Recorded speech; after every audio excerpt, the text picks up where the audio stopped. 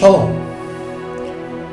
Desejo Laila Tov para quem está indo dormir e Boker Tov para quem acorda muito cedo, né? E apesar que hoje é bem cedo mesmo, é 0 horas e 18 minutos, dia 12 de outubro? Setembro. De setembro. É o 12º dia do mês, 3º dia de trabalho. 11º dia do mês, 3º dia de trabalho. Estou bem localizado, né, no meu tempo e no espaço. Bom, hoje nós vamos fazer então a terceira parte, né? Do Escola Educação Cristã e Religiosa, Lavagem Cerebral 3.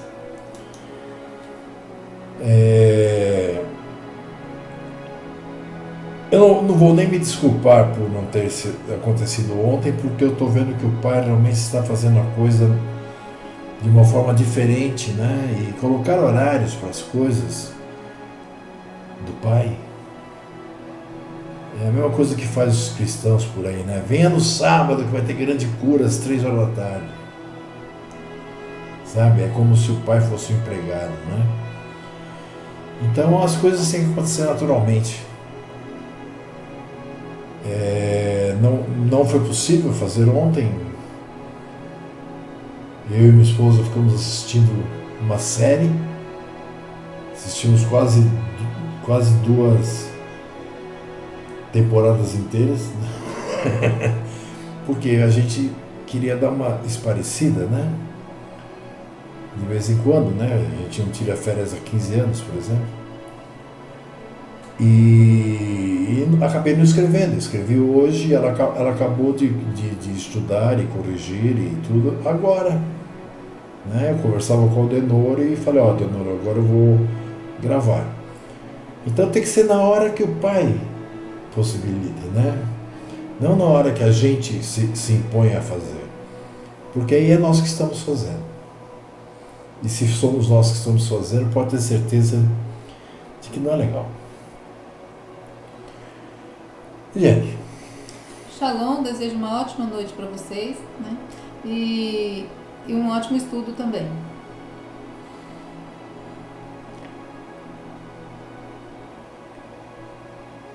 Vamos orar.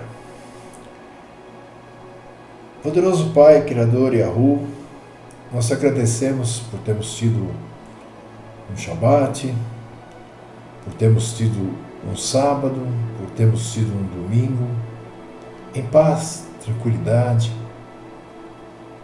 silêncio, boa música. Conversei com muita gente, a Eliane também, gente que eu digo, pessoas interessadas na palavra. Agradeço por estar nos dando, né, os estudos.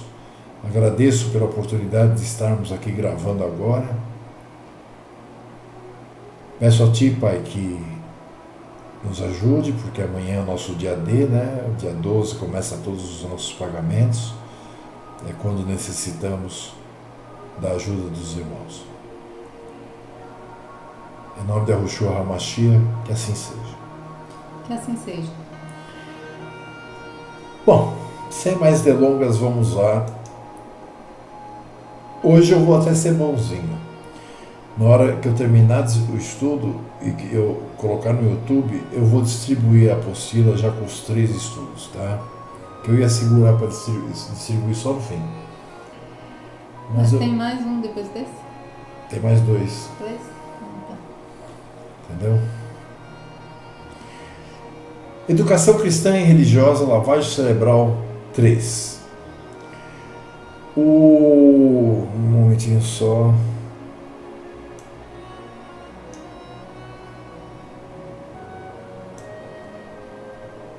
Não tinha nada a ver.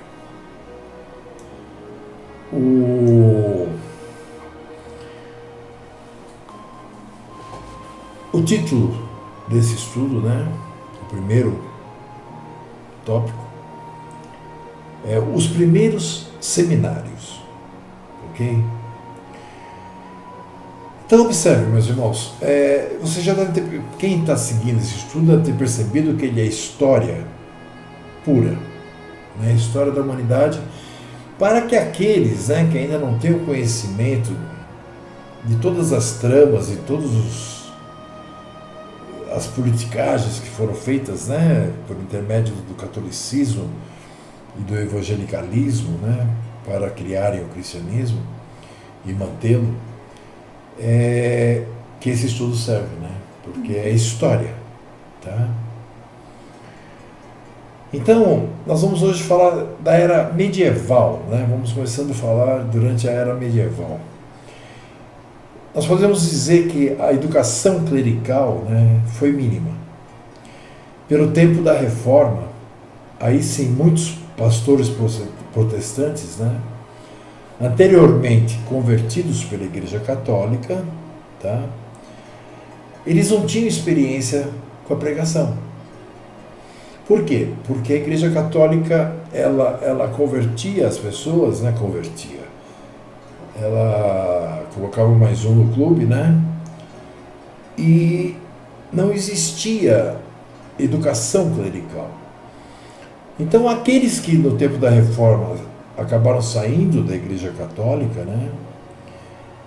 E se tornando pastores protestantes mais para frente, eles não tinham experiência com a pregação.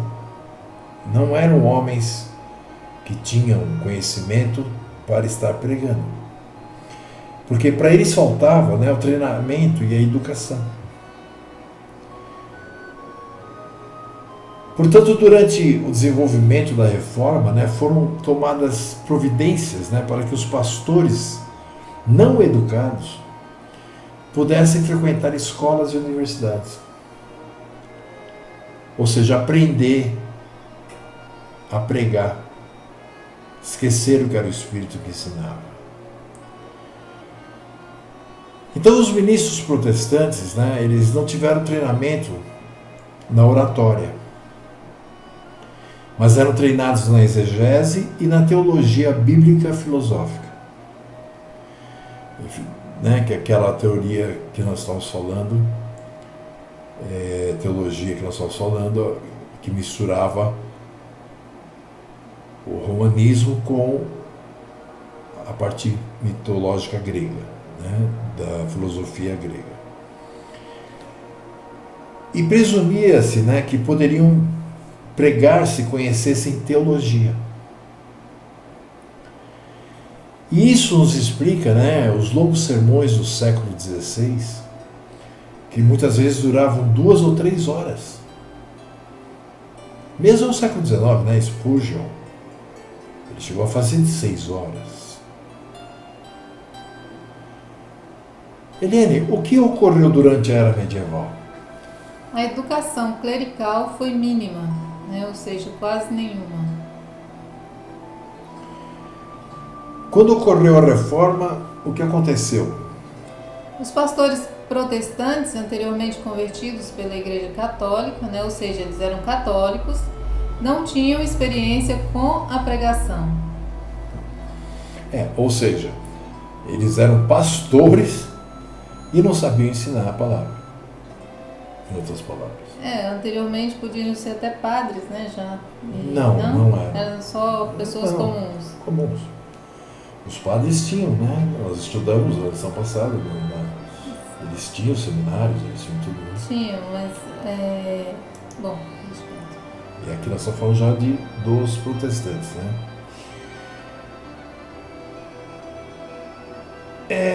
O que presumiam, né? E o que isso ocasionava? Que se os pastores tivessem conhecimento de teologia, isso os tornaria aptos a pregar. Né? Esse tipo de treinamento dado aos recém-pastores ocasionou os longos sermões do século XVI. Porque cada pastor queria fazer um sermão maior que o outro para dizer que sabia mais. Virou uma competição, né? Porque começou a estudar, não, eu conheço, eu sei isso, né? Começou aquela coisa. Então esse tipo, né, de treinamento teológico produziu uma nova profissão, não de fé, de ofício mesmo, profissão, né? Que seria o pastor treinado teologicamente. Então os pastores educados agora exerciam uma tremenda influência com títulos de doutor em teologia ou títulos acadêmicos menores, né, que lhes davam prestígio. Lá pela metade do século XVI, a maioria dos ministros protestantes, né, era de alguma maneira treinada na universidade.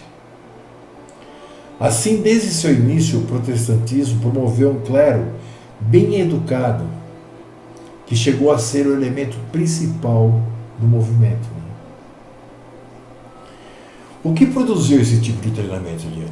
Uma nova profissão, né? Virou profissão ser pastor.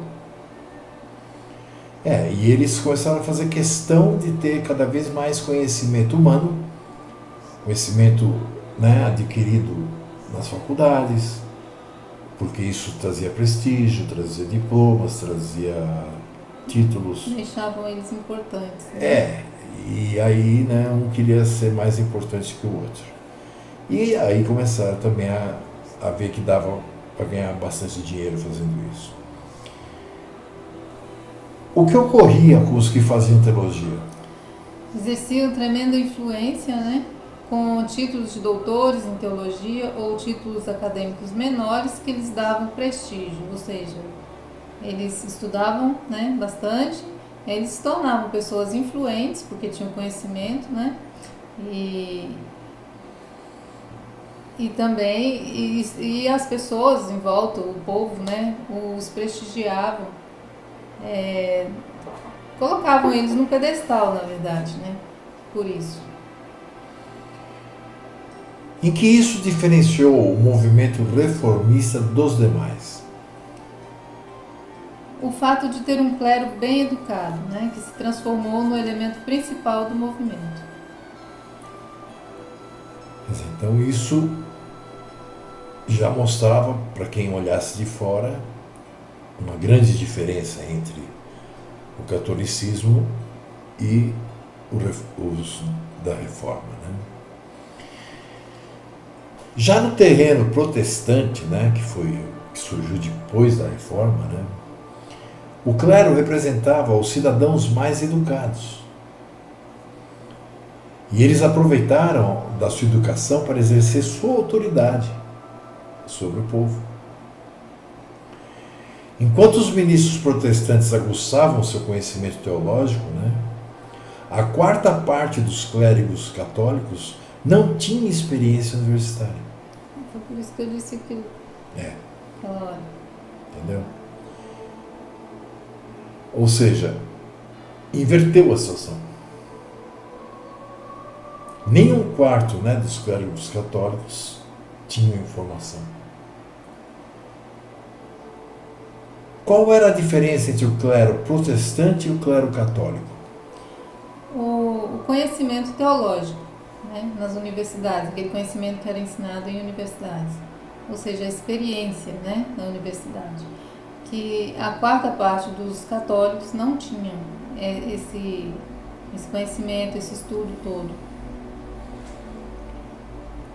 Bom, a Igreja Católica, né, ela tinha que reagir a essa situação de alguma forma e acabou promovendo um concílio, né, que ficou chamado Concílio de Trento, em 1545 a 1563.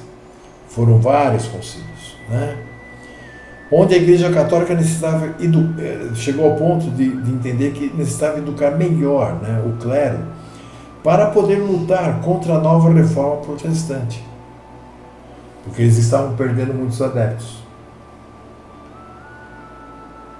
Qual a solução? Fundar os primeiros seminários católicos. Então, os católicos pretendiam equiparar, né, os seus sacerdotes aos pastores protestantes, quanto à educação e devoção. Para isso, o Concílio de Trento, requereu de que todas as igrejas e catedrais sustentassem, educassem na religião e ministrassem uma disciplina eclesiástica a um certo número de jovens em sua cidade e diocese. Então podemos creditar, vamos dizer assim, a fundação do seminário aos católicos no final do século XVI.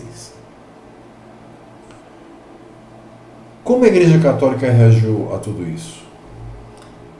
No Concílio de Trento foi determinado que seriam fundados os primeiros seminários, requerendo de todas as igrejas que sustentassem e educassem na religião e ministrassem uma disciplina eclesiástica a um número de jovens, um certo número de jovens, e em suas cidades e dioceses, ou seja, dar acesso a esses jovens à escola onde eles estavam. Em cada local que tivesse uma igreja, eles fornecia e tudo, o sustento dessas pessoas, como é um seminário hoje, entra para lá e ele tem o sustento, tem os ensinos, tem tudo, tem a escola. Quando eu era criança, eu vi muito rapaz, meninos, pobres, entrar para o seminário porque não tinha condição de pagar a escola. Isso quando eu ainda participava de coisas católicas, foi na minha parte de infância e adolescência. Então eu me lembro bem disso.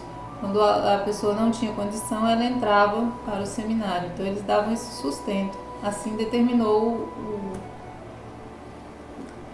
isso inclusive ocorreu muito com o Exército, Marinha, Aeronáutica, outras instituições, Na verdade eles copiam. As Forças Armadas em geral, Eles sempre copiam os sistemas mundanos, a gente vê que tem muita gente, por exemplo, que é polícia porque não teve opção. Queria aproveitar o estudo e tudo mais. Então, por que esses acontecimentos, aliás, por esses acontecimentos, a que século podemos creditar a fundação do seminário e a quem? No final do século XVI, a Igreja Católica. Então, isso é história, meus irmãos. Não queiram dizer que os seminaristas hoje aí, ou os teólogos de hoje, surgiram antes ou durante esse tempo. Não. A Igreja Católica fundou esse tipo de coisa. É só para demonstrar o que ficou estabelecido no Concílio de Trento, quais foram as resoluções do Concílio de Trento, Eliane? Eu escrevi lá embaixo também. A salvação humana. Eles definiram que isso dependia da fé e das boas obras. A fonte da fé, a Bíblia, melhor interpretada pela Igreja, ou seja, era a Bíblia, mas com a interpretação da Igreja e a tradição religiosa. A missão e a esperança de Cristo. A missa e a presença de Cristo. Nossa, cheguei mal agora. Então, a missa e a presença de Cristo. A Igreja afirmou que no ato da Eucaristia ocorria a presença real de Jesus no pão e no vinho. Ou seja, o corpo e o sangue de Cristo, como aquele ritual que a gente escutava quando estava lá dentro. A hóstia, Aí tem o Tribunal do Santo Ofício, que é a Inquisição. Era para punir e condenar os acusados de heresias. Isso aí nós bem sabemos como foi. E como é ainda, criação do Index Librorum Prohibitorium. Traduzindo isso aí, é Índice de Livros Proibidos. Por que isso, Evitar a propagação de ideias contrárias à Igreja Católica. Então, tudo aquilo que era contrário a eles proibiam, queimavam o livro, queimavam quem escreveu o livro e sumia com todo mundo, e só prevalecia aquilo que eles queriam. Então, são essas as decisões que foram tomadas nesse concílio aí. Era complicado, né? Inquisição. Bom, o primeiro seminário protestante, né? Ele é nublado pela obscuridade. Mas as evidências, né, indicam que os protestantes copiaram o modelo católico e estabeleceram seu primeiro seminário na América do Norte. Porque eles não podiam estabelecer seminários na Europa porque a Inquisição iria pegá-los, né? Então, o seu primeiro seminário sendo estabelecido na América do Norte. E que isso ocorreu na cidade de Andover, Massachusetts, em 1808. A educação cristã nos Estados Unidos foi tão, vamos dizer assim, aristotélica, né? Vem vindo de Aristóteles, né? A filosofia, né?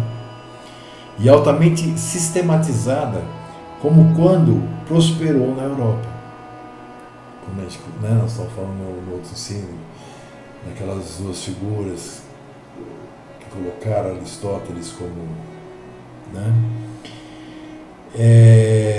Em 1860 havia um total de 60 seminários protestantes só na América do Norte.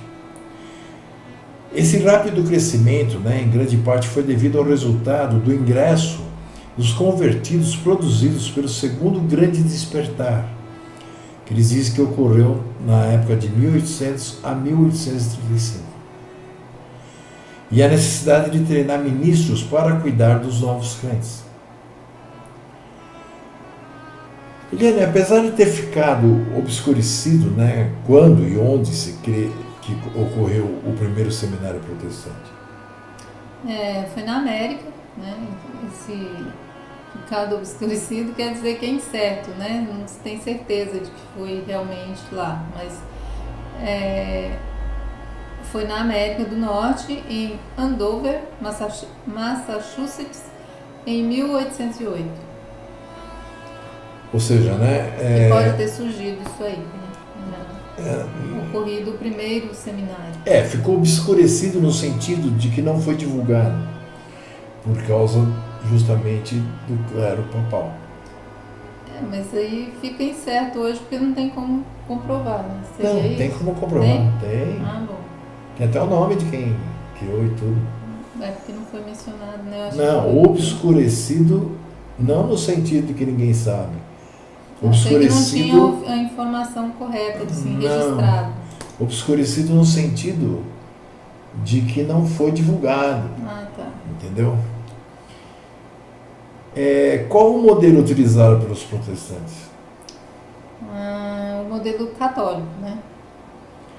Como nós vimos acima, eles seguiram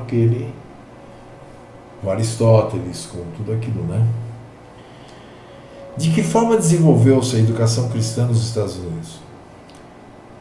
Se desenvolveu rapidamente, né, extremamente ordenada, como foi no caso da Europa, né, com base em Aristóteles, né, gente? Nós não podemos esquecer os estudos anteriores, que tudo originou em Aristóteles. É claro, né, que isso é bem claro desde o início do estudo, né, que as bases são da filosofia de Aristóteles. Num período de 52 anos, foram fundados 60 seminários protestantes, né, na América do Norte. Então, assim, foi mais de um seminário por ano, né, que foi fundado na América do Norte. Isso devido também, né, a muita gente se aproximar, né, do protestantismo. Para atender, né, a demanda, o negócio estava crescendo. Sim. Tinha que... Então, antes da fundação daquele seminário em Andover, em 1808, né? Entender a procura, né? Então, antes da fundação daquele seminário de Andover, né, em 1808, os protestantes eram treinados para o ministério nas universidades de Yale. Porque aqui nós estamos falando da fundação do seminário só para o estudo bíblico-filosófico. Eles eram treinados antes disso, né, desde 1701, nas universidades de Yale e Howard, em 1636 já. Eles faziam curso de teologia, né? Eles eram ordenados após a graduação com um exame formal. Mas com o passar do tempo, essas universidades adotaram a crença unitária. Deixaram a crença trinitariana. Interessante, né? E rechaçaram as crenças cristãs ortodoxas. Então os protestantes, já não mais confiantes, né, no programa educacional de Yale e Howard, né, estabeleceram seus próprios seminários para preparar o seu clero. Onde eram treinados os protestantes? Nas universidades de Yale e Harvard. De que forma eram graduados? Com um exame formal. Um exame. Fazer um exame para ver se estavam aprovados? Se aproveitaram o meu curso, seria algo assim. Você está fazendo, por exemplo, uma faculdade de matemática, você vai lá ver se sabe fazer conta mesmo, entendeu? Um exame, né? O que aconteceu com o passar do tempo? Essas universidades adotaram a crença unitária e rechaçaram as crenças cristãs ortodoxas, né? Os protestantes, deixando de confiar nessas universidades, estabeleceram seus próprios seminários.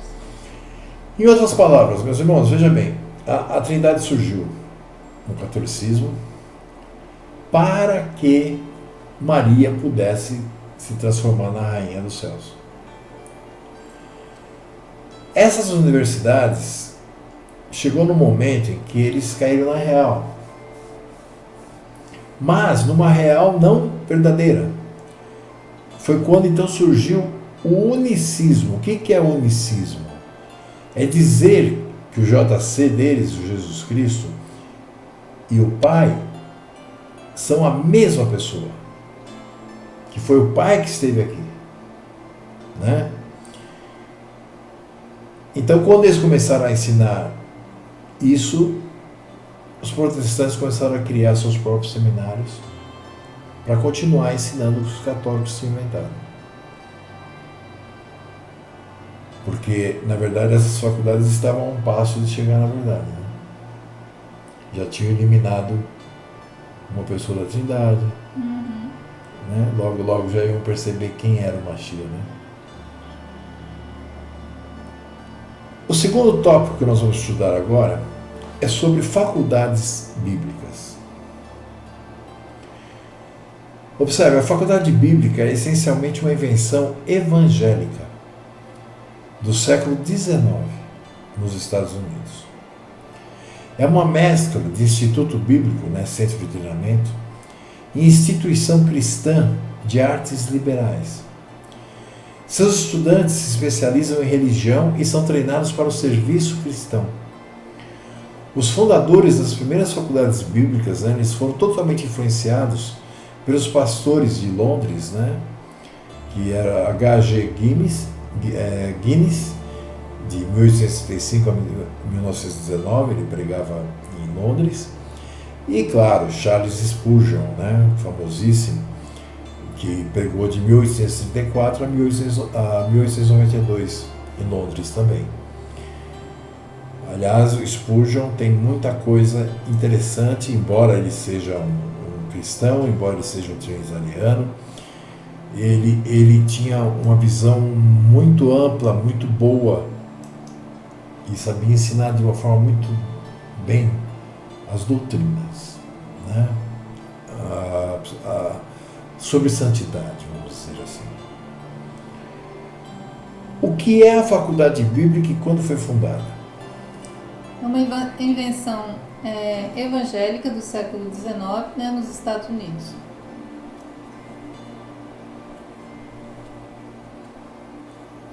Como podemos defini-la? Uma mescla de instituto bíblico, né, um centro de treinamento, e instituição cristã de artes liberais. Que influências tiveram os fundadores das primeiras faculdades bíblicas? As influências dos pastores londrinos, né, que é o H.G. Guinness e o Charles Spurgeon. Que são duas, vamos dizer assim, influências fortes. né? Porque são dois pregadores que eles tinham um certo conhecimento. Infelizmente, como se diz, né, meia verdade é uma mentira inteira, mas, né? Então, como resposta, né, aos avivamentos, né, que começaram a ocorrer entre os protestantes, né, todo mundo começou a correr atrás das igrejas e tal, surgiu o Dr. L. Moody, muito famoso também para os evangélicos, né, que viveu de 1837 a 1899. Aí então o movimento da faculdade bíblica cresceu muito no final do século XIX e início do século XX. As duas primeiras faculdades bíblicas, né, foram o Instituto de Treinamento Missionário, Universidade de Nyack, Nova York, em 1882, e o Instituto Bíblico de Moody, né, em Chicago, em 1886. Seu enfoque era treinar, observe bem, seu enfoque era treinar pessoas comuns para serem obreiros cristãos de tempo integral. Pessoas comuns em que sentido? É que qualquer um que quisesse. Né? Não tinha essa história do chamado, não tinha... Para qualquer um que se oferecesse. Para os oferecidos. Por que cresceu muito o movimento da faculdade bíblica nos finais do século XIX e XX? Devido ao avivamento de Moody, um grande evangelista do século XIX. Interessante que eu fui ver sobre esse Moody, não sei se a fonte é verdadeira, né? E encontrei informação de que ele era um sapateiro, ignorante, falava tudo errado, não tinha estudo, né? E fez essa confusão toda. Agora eu não sei se realmente procede essas informações, né? Não, ele deve ter estudado... E deu origem, né, a uma faculdade bíblica. Sim. Eles se inspiraram, né, nele, né? Porque ele, na verdade, como pastor, ele atraiu muita gente na época, né? Ele era um curandeiro. Quais foram as duas primeiras faculdades bíblicas?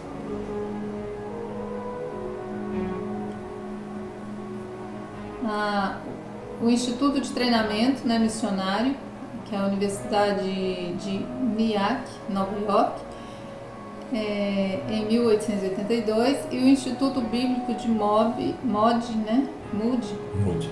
de Chicago, em Chicago. Então vocês veem, né, meus irmãos, como que a coisa caminhou. Veja, a história é muito curta, simples, mas infelizmente quase a totalidade dos evangélicos não a conhece. Percebe? Por isso estamos fazendo esse estudo, para trazer à tona a história, para ver se alguns despertam. Não que nós estamos aqui para ganhar almas, que ninguém ganha alma, mas alguém que foi chamado consiga se desfazer daquela carga de Babilônia que ele traz dentro de si, né? Qual era o principal enfoque, Eliane, dessas instituições? Treinar pessoas comuns, né? Como nós dissemos, qualquer pessoa que quisesse, né, para ser obreiro, um obreiro cristão em tempo integral, né, principalmente. Porque hoje sempre tem houve os pastores, né? Que tem até, como fala, carteira assinada, aposenta, recebe aposentadoria, né? São jubilados, né? Porque trabalham em tempo integral, né? O que não é errado, né? Vamos dizer assim. Não vejo um erro, né? Embora esteja na Babilônia e o problema são empresas, eles trabalham de uma forma, né? O problema é que o que eles ensinam é a morte, né? Bom, o que preparou o terreno para a fundação da faculdade bíblica, né? Pode surgir essa pergunta. Veja, desde a metade do século XIX, pouca atenção era dada aos valores cristãos tradicionais, como parte integral da educação superior.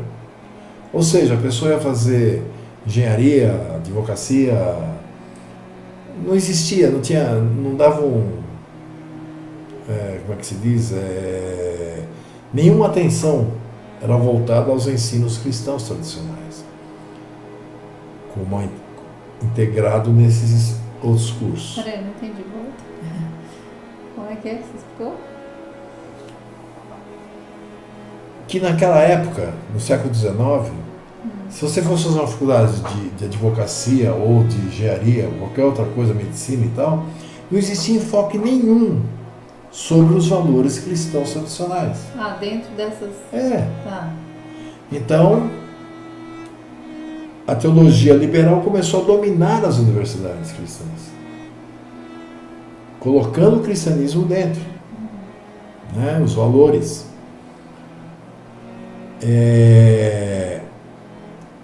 E diante desses elementos, né, a demanda por missionários, líderes de igreja e ministros, né, provocaram a criação da Universidade Bíblica, no sentido de equipar os chamados, né, com uma educação bíblica. Hoje, por exemplo, existem mais de 400 faculdades bíblicas nos Estados Unidos e Canadá. Só lá, fora os outros países do mundo, né? Em suma, a faculdade bíblica é uma versão mais sofisticada do que o seminário católico. Não passa disso. Cite algumas informações interessantes sobre faculdades bíblicas, Eliane. A pouca atenção dada aos valores cristãos tradicionais como parte integral da educação superior, né? A teologia liberal começou a dominar as universidades estatais estadunidenses, né? Então a demanda por missionários, né, líderes de igrejas e ministros provocaram a criação dessa universidade, né, da Universidade Bíblica, para equipar os chamados, né, com uma educação bíblica. São mais de 400 destas faculdades nos Estados Unidos, no Canadá, sendo esta faculdade uma versão mais sofisticada do seminário, né? Ela não tem nada além, né? Nada de... Eles só aperfeiçoaram o seminário. Católico. Isso, o catolicismo. É que falando de seminário, ninguém vai entender que é outra coisa. Não, né? mas eu gosto de deixar, né, claro, bem porque evidente, porque as pessoas realmente, quando a gente diz para elas que elas são pertencentes às filhas do catolicismo, né, elas relutam, né? Mas a história não nos deixa mentir. A história demonstra claramente que os métodos, os ensinos, os dogmas são quase que na totalidade os católicos. Os evangélicos não têm imagens dentro de suas igrejas, não tem Maria como uma deusa, mas no resto tem certas igrejas que dá vontade até de falar da cruz quando a gente entra, e são igrejas que se dizem até fora do sistema, né? Eu não sei como, porque são igrejas, né? Por exemplo, as igrejas adventistas. A igreja adventista é uma cópia exata de uma... A reunião deles é uma missa. E ainda por cima eles dizem, né? O livro de São João, São Mateus, né?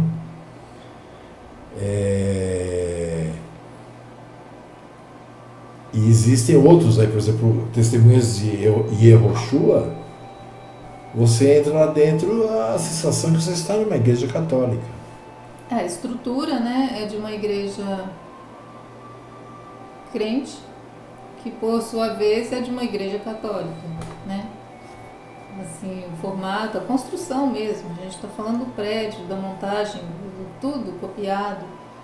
E a forma também das pessoas se portarem é igualzinho. Os próprios batistas, né, eles, principalmente nos Estados Unidos, As igrejas deles têm aquelas cruzinhas, né? No telhado. Tem alguns pastores deles que andam com aquele negocinho de padre, né? É muito parecido, né? Então, claro que é parecido. Porque se você aprende numa escola onde 1 mais 1 é 3, você vai falar que é 3. Percebe o que eu quero dizer? Então, se você faz uma faculdade de teologia, onde, não sei se vocês sabem disso, hoje existem centenas de faculdades de teologia aqui no Brasil, onde cada, né, vamos dizer assim, denominação maiorzinha um pouco, tipo adventista, tipo esses que se utilizam, né, de teologia, né, Assembleia de Deus, eles têm a própria faculdade, né, porque ensina os dogmas, ensina as tradições daquela religião. Se você, por exemplo, fizer a faculdade de teologia adventista, nem pense que você vai conseguir um dia ser um pastor da Assembleia de Deus, né? Você vai ter que estudar. É interessante, né? Porque mesmo na cristandade eles sabem que se você muda de denominação, muda também os ensinos. Então, é necessário para que uma pessoa possa assumir um cargo de pastor, presbítero, bispo, como quiser chamar, na cristandade, que você tenha um estudo de acordo com a denominação que você está entrando. Isso até na cristandade. E na Techuvá, o cara ontem acreditava que Jesus morreu por nós, Ele é Salvador, né? que é o Filho de Deus, nasceu da Maria Virgem, e tanta coisa, né? Que é a segunda pessoa da Trindade. Aí ele descobre que isso aí tudo não, que parte disso é errado e que o nome não é Jesus Cristo, e passa a falar geralmente Yeshua, né? Que é o nome utilizado pelos messiânicos, né? Porque messiânico e cristão eu não vejo diferença nenhuma, a não ser que o messiânico guarda parte dos mandamentos, mas é a mesma coisa, né? Só fala em amor, só fala em não conhece profecia, não, sabe? É tudo na base das boas obras, do amor, né? Parece os espíritas. Então, na Techuvá também teria que ter isso. Por isso que eu sempre digo. Por isso, se vocês entrarem, por exemplo, no Facebook, em qualquer grupo nosso, vai encontrar lá uma figura fixa dizendo quais são as normas do grupo. E por último está escrito: e você que está aprendendo, não escreva, porque vai ser só o trabalho que você vai nos dar para deletar a sua mensagem. Enquanto estamos aprendendo, nós temos que escutar. Nós não podemos sair da Babilônia e achando que porque saímos da igreja, não vamos mais à igreja, nós já podemos sair por aí falando a respeito da palavra. Não, nós temos que estudar a palavra. Nós temos que conhecer a palavra. Se for realmente chamada a pessoa, ela vai receber o dom do Espírito, ou seja, ela vai ter o Pai dentro dela, ensinando. Aí sim ela vai poder explicar. Hoje é essa Babel maior ainda, né, do que do tempo que era só cristianismo, romanismo e judaísmo, né? Hoje nós temos uma Babel muito maior. Por quê? Devido a esse povo. Só porque era um diácono na Assembleia de Deus, acreditava até nas línguas, nos dons, tudo aquelas porcarias, né, espírita. Aí sai de lá e quer ser rocha. Se você está na Assembleia de Deus e você quer ser um adventista, você vai ter que se batizar de novo. Agora, se você sai do sistema, você vira o doutor, né, da noite pro dia. Por isso que tanta baboseira, tanta porcaria está sendo ensinada. Por isso que está todo mundo perdido. Mas é assim mesmo. E é assim que vai ser até o fim. Está escrito isso. Então esse é o nosso estudo de hoje.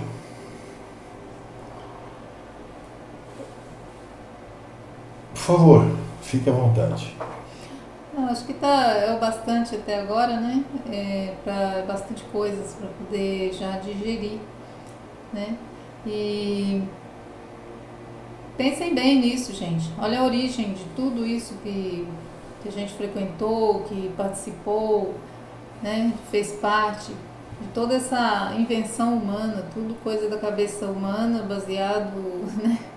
Lá numa filosofia de um povo totalmente místico, né? Tudo baseado em historinhas, contos da carochinha. Então, mais claro que isso, né? Acho que é impossível, porque não tem outra forma de passar para vocês a mentira, né? Que nós acreditamos, né? Eu digo nós, porque eu também já queria, embora eu nunca fui ligada a religião nenhuma, nem nada, mas era o que eu tinha, né? Aí no ar, era o que se ouvia falar, então era o que tinha para ouvir e para acreditar, né?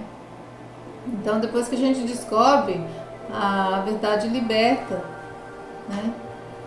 Mas tem gente que ainda diz não e bate o pé e faz questão de dizer, bater no peito, que foi de tal religião, como se isso fosse status. É como aquele caso lá que nós estudamos lá atrás, né? O pessoal se formava, começou a ficar, né? Se sentir importante porque conseguiam prestígio, né? Diante do povo ignorante que não conhecia nada, então eles eram assim uma sumidade porque estudavam, né? Conhecimento humano, mas do pai mesmo ninguém tinha nada. Então, se vangloriar dessas coisas aí que você foi ou que é vanglória mesmo. Então, a gente deve largar assim, desapegar, né, dessas coisas, desses títulos, porque no túmulo a gente não tem título nenhum que deixe a gente melhor ou pior do que os outros, né? A gente vai se decompor ali no pó da terra do mesmo jeito. Então vamos pensar numa esperança que o Pai nos apresenta, essa esperança de uma vida, né, verdadeira, de uma vida permanente, né? E não essa coisa perene, que é essa coisa passageira aqui, que tudo nesse mundo passa, acaba, perece, né? Então, aí a gente tem que se posicionar. Você vai continuar aí apegado a essas coisas, né? Ou preferir as coisas do Pai, né? Aí fica aí as duas portas, a estreita e a larga, né? A que vai te deixar bonito diante dos homens, né? É famoso ou bem visto, ou diante do Pai, né? Você quer ser grande diante dos homens ou do Pai? Grande, né? Modo de dizer. Grande para o Pai é aquele que serve a todos, aquele que obedece, é o obediente ao Pai. Esse é bem visto pelo Pai, né? Agora, se você está buscando as recompensas dos homens, aí infelizmente você vai seguir esse caminho aí mesmo, né? De ir para uma faculdade de teologia, né? Estudar mitologia grega e a filosofia de Aristóteles, né? E as doutrinas e os dogmas católicos. Que foi aperfeiçoando ao longo do tempo, né? E todas esse monte de lixo, né, que tem aí, que vão enfiando na cabeça das pessoas e elas ficam envolvidas, afogadas nesse meio e não conseguem nem enxergar mais nada, né? Eu desejo a todos ótimos dias aí pra frente e reflitam sobre o assunto, né? Porque aqui a gente não está só contando a história da igreja que você participa ou só criticando a sua igreja, né? A gente não está aqui para criticar a igreja de ninguém. A gente está aqui para esclarecer as origens e mostrar que não tem nada a ver com a Bíblia, né? Acho que já é o bastante. Se tem alguma coisa que não tem nada a ver com a Bíblia, com os ensinos da palavra, aí, né, foi uma mistura danada. Eles pegaram a Bíblia e pôs uma roupa, né, em cima para dizer que aí pôs um Jesus Cristo, aí pôs, né, um mitra lá para ser o Jesus Cristo, pôs como que chama aquele lá que imita São Pedro, que é no lugar de São Pedro? Inclusive tem uma estátua Zeus, no né? Vaticano, né, Zeus. que é uma estátua de um deus da Grécia, e que levaram para ser São Pedro, né? Então assim por diante, eles vão pegando tudo, juntando a crença deles antiga e jogando, colocando como sendo bíblica. Então isso é o que esse povo todo aí faz, né? Que esses nomes que deixou aí, né, marcado na história, foi isso que eles fizeram, né? De um jeito bem sutil assim, para ir enganando aos poucos, né, as pessoas. Então, shalom para vocês e até a próxima, a continuação, né? A próxima a escola, para dar continuidade a esse estudo. Eu deixo vocês com um versículo para vocês meditarem. Não lembro que livro está, infelizmente, mas eu lembro bem do versículo e creio que alguém possa lembrar dele também. Shaul diz assim,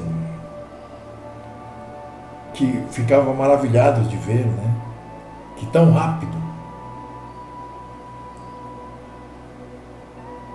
o povo tinha mudado, né, de crença, daquilo que havia aprendido dele, das Escrituras, né, para outros ensinos, né,